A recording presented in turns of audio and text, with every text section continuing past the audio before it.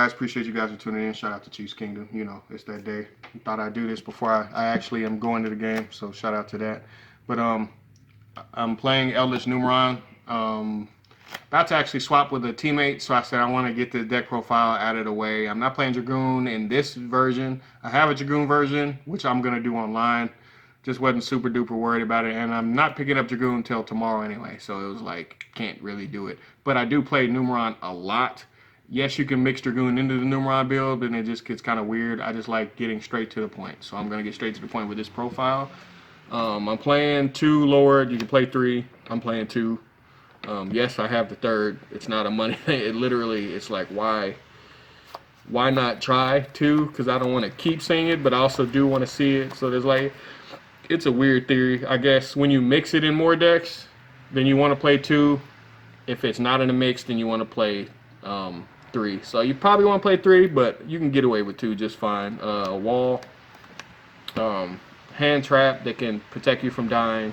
You can pitch it to right before you see a negate, and if you pitch it right before you see the negate, then the network is going to make it to the field, although they can pop it in some form or way, shape, or form or capacity. But Numeron Wall is really, really good, really, really important.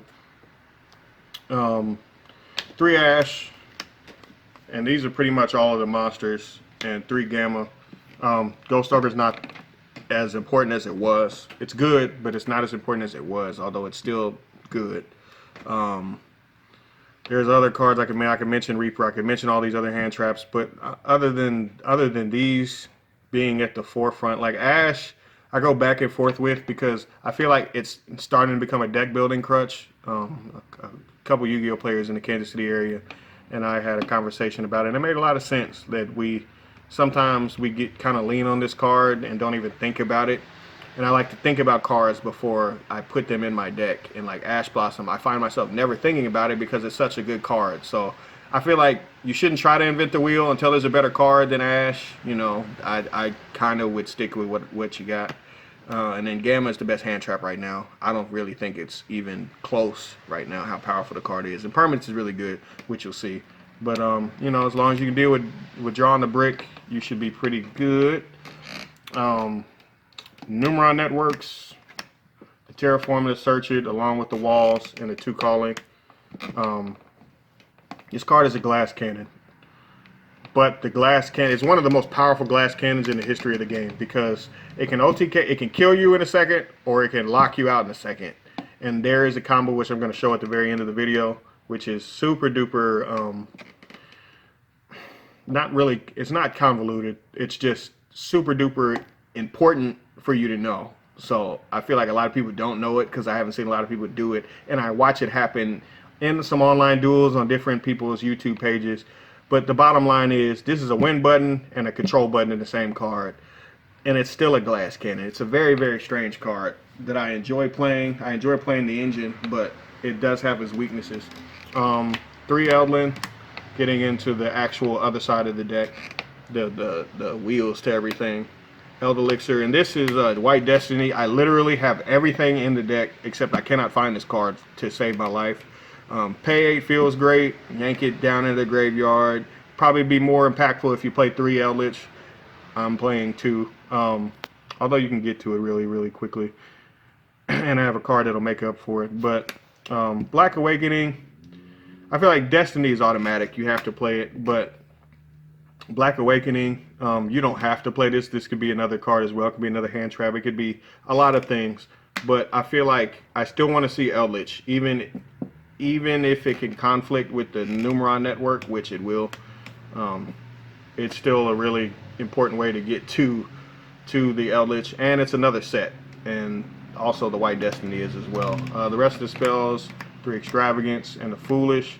The Foolish equals anybody in the deck as far as the trap. So like I could dump an Elixir and then get to another one of the golden lands. I can dump a golden land and get to the Elixirs. And I feel like this is actually going to be important when we get into the realm where Sanguine is at 1, because it definitely is going to be at 1. The card is entirely too good. And getting into those traps, 3 Hakiero, you can play 2.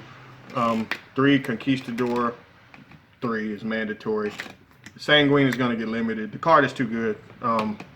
It's way, way, way too good of a card. It puts you out ahead of your opponent, and then it stays out ahead of your opponent. And they're like, it's like a ghost minus plus type of card. It's a ghost plus, not a ghost minus. It's a ghost plus card where it's just like, it's just going to push you out ahead of your opponent. It's engage-ish, it's just a lot weaker. This deck is a lot like Striker. You play it the same way, everybody knows that. And then to round out the traps, 3 impermanents and the counter trap. This is my choice because I feel like sometimes the Omni Negate is just really, really strong. And I feel like if I can set up this with the Zexal, game. You can main deck Solemn Judgment somewhere. I didn't do a side deck because everybody knows what they want to play and it's going to be specific to your area, so I don't need to really go over that.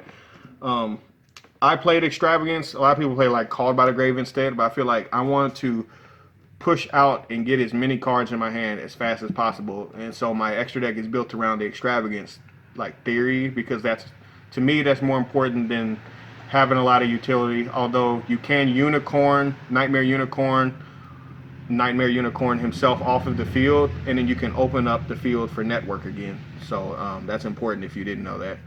But yeah, this basically extravaganced out my extra deck. Mega Clops is really, really strong, and it's a really, really solid option in the middle of the game. It's not so great at the start of the game, but like if you land it in the middle of the game, it can almost win the game outright. Shout out to the tokens. But just real quick, it's not really a convoluted combo, just kind of touch on it real quick. So with Zexal, so let's say you got this, you got the Zexal, you got the Sanguine and the Conquistador. You obviously got the network on your side of the field. You've already set this up. So guys, when you get to the point, so when you get to this point, so make sure everybody can see, when you get to this point where you're activating Zexal, like say they have an impermanent, have anything to like target it. Maybe not going to be a Veiler because it's not the main phase, but let's say it's an impermanence. Let's say it's, impermanence is the card that's pretty much on my mind. If you activate the Conquistador, and then you activate this, and then when you summon out the Eldlich, you pop the Zexal and move it off of the field, it's still going to resolve. Therefore, when the Zexal is resolved, they're locked out of the turn. And then by that point, the Eldlich stuff is going to be out ahead of your opponent. So, that's pretty much it, guys. Just going over a deck that I've been playing online. I just have the cards in real life, so I thought I'd do it in real life. And I'll see you next time. I'm out. YG baby.